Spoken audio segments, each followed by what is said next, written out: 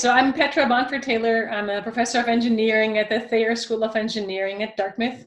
And I currently teach a class with around 100 students in 2 sections on C programming and MATLAB programming.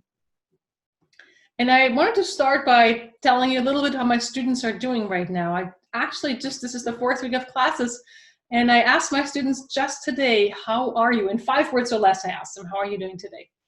And I was surprised to hear how many of them said they were stressed, lonely, sad, overwhelmed, worried.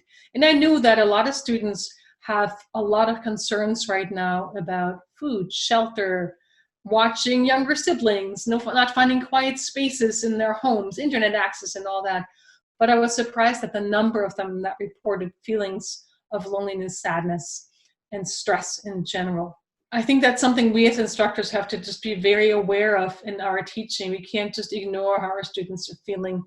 And while we can't change most of these things, at least we can acknowledge their feelings. Here's how I teach this class. My class is a programming class, and I've always taught it in the flipped classroom style. So I've already had lots of pre-class videos. So I got very fortunate that way. I just continue using those. But I had to adjust the in-class portion quite a bit. So normally in class, I give coding problems to my students, and then I walk around along with a bunch of learning fellows, which are students from prior years, who help in class. And so for that purpose, I try to emulate that in the synchronous setting. So I teach this class still synchronously while also allowing asynchronous class participation for those students who just can't attend synchronously. And so for those who are attending synchronously, we use Zoom as a platform. I figured out breakout rooms, which was a bear. Those breakout rooms, because I wanted fixed breakout rooms. I wanted my 100 students to always be in the same breakout room with the same other 3 students every time. And figuring that out was not easy. But I have it, and I have lots of, and there's a whole different session to record on how to do that and how to set that up. But that is now working, and it's really wonderful.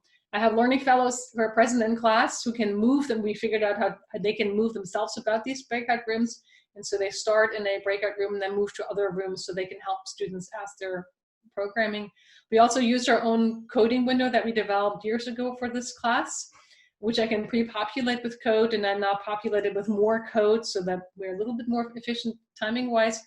And we can hop onto their session. So each student gets their own coding window with the same pre-populated code, but then they can work independently, but we can see what they're doing and help them out.